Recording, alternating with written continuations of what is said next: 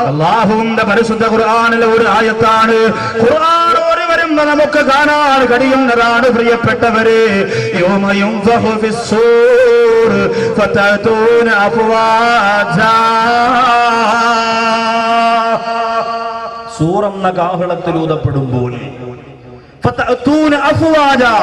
സംഘം സംഘമായി ജനങ്ങൾ ഖബറിന്റെ അകത്ത് എഴുന്നേറ്റ് വരുമ്പോൾ നബി തങ്ങളോട് പറഞ്ഞു, ഈ സംഘം സംഘമായി വരിക എന്ന് പറഞ്ഞാൽ എനിക്ക് അറിയില്ല നബിയെ, ഒന്ന് പറഞ്ഞു തരണം. മുആദ് റളിയല്ലാഹു അൻഹു നോക്കുമ്പോൾ അല്ലാഹുവിന്റെ റസൂൽ തല ഇങ്ങനെ കുനിച്ചു വെച്ചു. മുആദ് റളിയല്ലാഹു അൻഹു മുത്ത് നബി തങ്ങളുടെ ദാടിയുടെ ഭാഗത്തേക്ക് വിരൽ വെച്ചിട്ട് ഇങ്ങനെ ഉയർത്തി നോക്കുമ്പോൾ ഫബകാ റസൂലുള്ളാഹ്, അല്ലാഹുവിന്റെ റസൂൽ പൊട്ടിക്കരയുകയാണ്. എന്നിട്ട് പറയുന്നു, മുആദേ സൽതനി അൻ അംരിൻ അദീം, ഒരു വലിയ ഗൗരവമുള്ള കാര്യമാണ് മുആദേ നീ എന്നോട് ചോദിച്ചിരിക്കുന്നത്.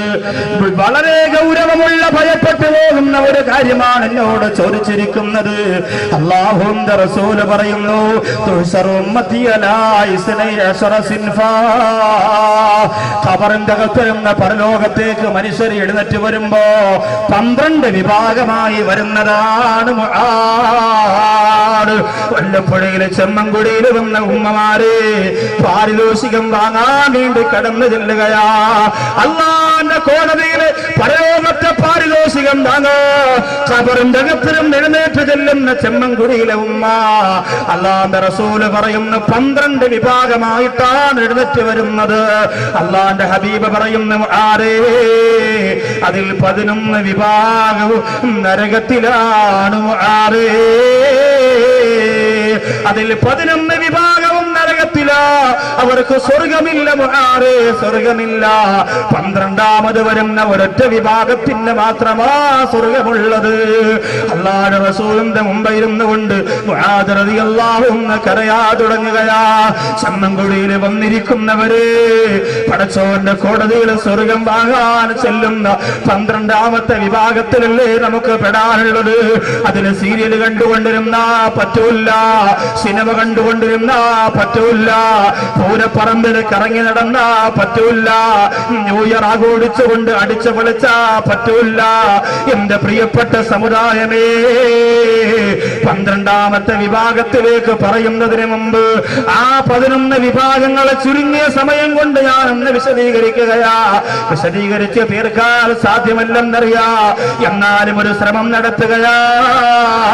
വല്ലപ്പുഴയിലെ ചെമ്മൻകുടിയിൽ ഞാനെന്ന് വന്നാലും ആവേശത്തോടെ ഓടിയെത്തുന്ന ചെറുപ്പക്കാരാ, ഈ വിശാലമായ ഗ്രൗണ്ട് പോലും നിറയ്ക്കാൻ പാകത്തിന് ഓടിയെത്തിയ പ്രിയപ്പെട്ട മുസ്ലിങ്ങളെ മനസ്സ് വെക്കുക, ഒരിക്കലും ഈ 11 വിഭാഗത്തിൽ പെടാൻ പാടില്ല.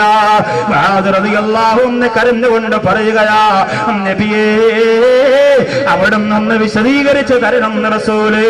ആരൊക്കെയാണ് ആ വിഭാഗങ്ങളെന്ന് പറയണം നബിയേ.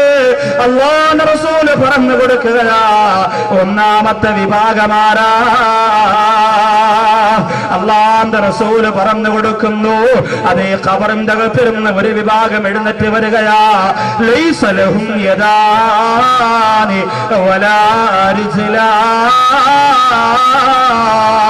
അവർക്ക് 2 കൈകളില്ല, അവർക്ക് 2 കാലുകളില്ല. 1ാമത്തെ വിഭാഗം 2 കൈയില്ല, 2 കാലും ഇല്ല. അല്ലാഹുവിന്റെ കോടതിയിൽ ഖബറിന്റെ അകത്ത് നിന്ന് എഴുന്നേറ്റ് വരുന്ന 1ാമത്തെ വിഭാഗം 2 കൈയും അവർക്കില്ല, 2 കാലുകളും ഇല്ല. അടക്കുമ്പോൾ 2 കൈയുമുണ്ട്, 2 കാലുമുണ്ട്. വല്ലപ്പുഴയിലും പൊട്ടച്ചിറയിലും പട്ടാമ്പിയിലും പെരിന്തൽമണ്ണയിലും ചെറുപ്പുളശ്ശേരിയിലും ഒക്കെ ഈ മയ്യത്ത് കൊണ്ടുവന്ന് പള്ളിയുടെ ഖബർസ്ഥാനിലേക്ക് ഇറക്കി വെക്കുമ്പോൾ മക്കളൊക്കെ കണ്ടതാണ്. 2 കൈയുണ്ട്, 2 കാലുണ്ട്, സർവ്വവിധ ശരീരത്തിന്റെ അവയവങ്ങളുണ്ട്, അംഗവൈകല്യങ്ങൾ ഒന്നുമേ ഇല്ല. പക്ഷെ ഇവിടെ ഖബറിന്റെ അകത്തിരുന്ന് എഴുന്നേറ്റ് വരുന്ന 1ാമത്തെ വിഭാഗം ലൈസ ലഹും യദാനി വലാ റിജ്ലാൻ, അവർക്ക് 2 കൈകളും ഇല്ല, 2 കാലുകളും ഇല്ല. അല്ലാഹുവിന്റെ റസൂലിനോട് മുആദ് റളിയല്ലാഹു അൻഹു കരഞ്ഞുകൊണ്ട് പറയുന്നു, നബിയേ അവരെന്ത് തെറ്റ് ചെയ്തതിന്റെ പേരിലാണ് അള്ളാഹു അവരെ അങ്ങനെ കൊണ്ടുപോകുന്നത്. എന്ത് തെറ്റ് ചെയ്തതാണെങ്കിലും നബിയെ ആ തെറ്റ് മുആദിന്റെ ജീവിതത്തിൽ ഉണ്ടാവൂല റസൂല്. അത് എന്ത് തെറ്റാണെങ്കിലും മുആദിന്റെ ജീവിതത്തിൽ ആ തെറ്റില്ല നബിയേ. എന്റെ ചെമ്മൻകുടിയിൽ വന്നിരിക്കുന്ന വിശ്വാസിനികളോട് ചോദിക്കട്ടെ, നിങ്ങൾക്ക് തീരുമാനമെടുക്കാൻ പറ്റോ?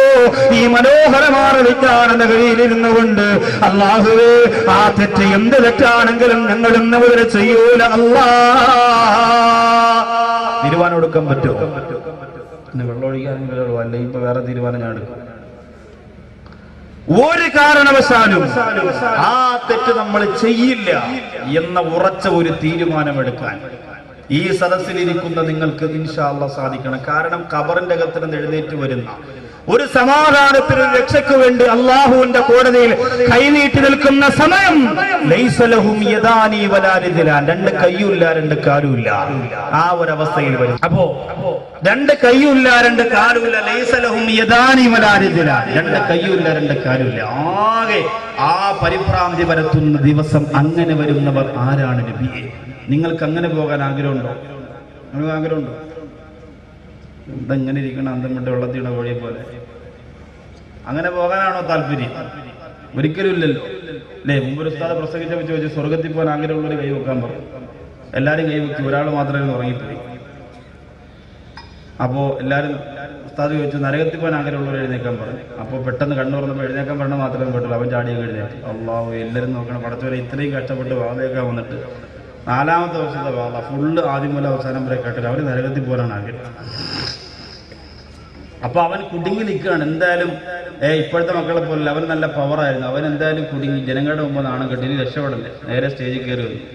സാറേ ഞാൻ നരകത്തിൽ പോകാൻ ആഗ്രഹിക്കുന്നതിന്റെ കാരണം ഞാൻ ജനങ്ങളോട് പറഞ്ഞു കൊടുക്കാൻ പോകുന്നു പറഞ്ഞു.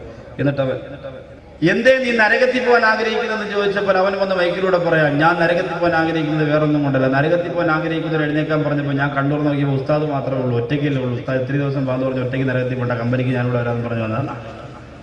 അപ്പൊ ചില ആൾക്കാരെങ്ങനെയാണ്, ചില സദസ്സിലിരുന്നു കൊണ്ട് മുഴുവനായിട്ട് ചിലപ്പോൾ കേൾക്കാൻ കഴിയില്ല, ചിലപ്പോൾ ഉറങ്ങിപ്പോകും, ചിലപ്പോൾ ശ്രദ്ധ നഷ്ടപ്പെട്ടു പോകും. അങ്ങനെ ആയാൽ 11ാമത്തെ വിഭാഗം പറഞ്ഞാലും നിങ്ങൾ ചിലപ്പോൾ കൈയും കാലും ഇല്ലാത്ത വിഭാഗത്തിലേക്ക് കിടക്കുള്ളൂ. അതിൽ മാറണം. 1ാമത്തെ വിഭാഗം രണ്ട് കൈയുമില്ല രണ്ട് കാലുമില്ല. എവിടെയാണ് കൊണ്ടുവരുന്നത്? ജനങ്ങളാകെ ഭയന്നു പോകുന്ന മഹ്ശറ, നമ്മുടെ ജീവിതത്തിലാകെ പ്രതീക്ഷയുള്ള പരലോകമാണ്. ആരെന്ത് പറഞ്ഞാലും അല്ലാഹ് അവിടെ നിന്റെ സമാധാനം നിന്റെ സഹായം നമുക്ക് ലഭിക്കുമല്ലോ എന്ന് ചിന്തിക്കുന്ന മഹ്ശറ, ആ മഹ്ശറയിലേക്ക് ജനങ്ങൾ കടന്നു വരികയാ. ലൈസ ലഹും യദാനി വലാ റിജ്ലാൻ, രണ്ട് കൈകളില്ല രണ്ട് കാലുകളില്ല. മുആദ് റളിയല്ലാഹു അൻഹു കരഞ്ഞുകൊണ്ട് പറയുകയാ, ഒന്ന് വിശദീകരിച്ച് തരണം നബിയേ, അവരാരാണെന്നൊന്ന് പറഞ്ഞു തരണം നബിയേ. ഞാൻ ഒരിക്കലും ആ വിഭാഗം ചെയ്യുന്ന തെറ്റ് ചെയ്യൂല നബിയേ. എന്റെ മുമ്പിലിരിക്കുന്നവരെ നിങ്ങൾ ആ തെറ്റ് ചെയ്യാൻ പാടില്ല.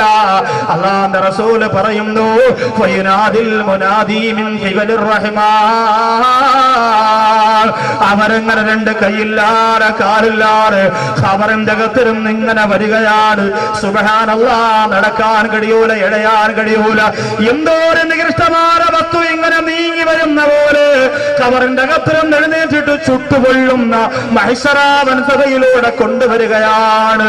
അല്ലാഹുവിന്റെ ഭാഗത്തിരുന്ന് വിളിച്ചു പറയുന്നു, ഇവരാരും അറിയോ? എന്റെ ചെമ്മൻകുടിയിൽ നിറഞ്ഞിരിക്കുന്ന സഹോദരങ്ങളെ, അവരാരെന്നറിയോ? അവരാരെന്നറിയോ? അല്ലാഹുവിന്റെ റസൂൽ പറയുന്ന മുആദ് ആ ലോകത്ത് തന്നെ വിളിച്ചു പറയുകയാണ് പരസ്യമായി. ജനങ്ങളെല്ലാം ശ്രദ്ധിക്കുകയാണ്. ആ കടന്നു വരുന്നവർ ചെയ്തു പോയ തെറ്റെന്തെന്നറിയോ? ഉലൈല്ലദീന യുദൂനൽ ജീറാൻ, അവർ അയൽവാസികളെ ഉപദ്രവിച്ചവരാണ്. അത്രേ ഉള്ളൂ. ചെറിയ നമ്മൾ കാണുന്ന ഏറ്റവും ചെറിയ ഒരു തെറ്റ് നമുക്കതൊരു വലിയ തെറ്റായിട്ട് തോന്നിയിട്ടില്ലല്ലോ. അയൽവാസികളെ ഉപദ്രവിക്കാം. ഇപ്പൊ പല സഹോദരിമാരും അങ്ങോട്ടും ഇങ്ങോട്ടും നോക്കും, അള്ളാഹുവേ പണി കിട്ടിയല്ലോ റബ്ബേ. കാരണം എന്താ? തട ജോലി കുറ്റിയടിയാണ്. എവിടെ കുറ്റിയടി? അതിരുകല്ലി മാറ്റി വെക്കലും തോണ്ടലും. രാത്രി മഴ പെയ്യുന്ന സമയത്ത് ഭർത്താവിന് ഇങ്ങനെ കുട പിടിച്ചു കൊടുക്കും, ഭർത്താവ് വന്ന് മൺവട്ടി കൊണ്ട് മാറ്റി വെക്കും. നേരം വിളിക്കുമ്പോൾ ഇബ്രാഹിയാക്കട ബാത്റൂമോ അമ്മൂഞ്ഞാക്കട ഒരിടത്തി കിടക്കണം. അള്ളാഹു അതങ്ങനെ അപ്പുറത്ത് പോയി. എന്തുകൊണ്ടാ ഈ പാതിരാത്രി ഈ പരിപാടിയുണ്ട് പലർക്കും. ഏറ്റവും അധികം ഇന്ന് ലോകത്തടിയുമ്പോൾ നടക്കുന്ന വസ്തു അളക്കുന്ന സമയത്താണ്. ആ സമയത്താണ് അയൽവാസികളുടെ തനി നിറം മനസ്സിലാകുന്നത്. തനിനിറം കാണിച്ചേ പറ്റൂ. ചിലർ പറയാം നമ്മൾ മിണ്ടാതെ എന്നാൽ ഉള്ളതും കൂടി വെട്ടിക്കൊണ്ടു പോകും സാറേ, അതുകൊണ്ടാണ് നമ്മൾ ആ സമയത്ത് ഇടപെടുന്നത് എന്ന് ചിലർ പറയാറ്. അപ്പോൾ അയൽവാസികളെ ഉപദ്രവിക്കുന്നവർക്ക് രണ്ട് കൈ ഉണ്ടാവില്ല, രണ്ട് കാലും ഉണ്ടാവില്ല. ചെമ്മൻകുടിയിൽ എത്ര എണ്ണം ഉണ്ടാവും കൈയും കാലും ഉള്ളത് പരലോകത്ത്? ഇപ്പൊ ആലോചിക്കണം, ഇവിടെ നിന്ന് ആലോചിക്കണം സഹോദരിമാരെ. ഇത് കെട്ടുകഥയല്ല.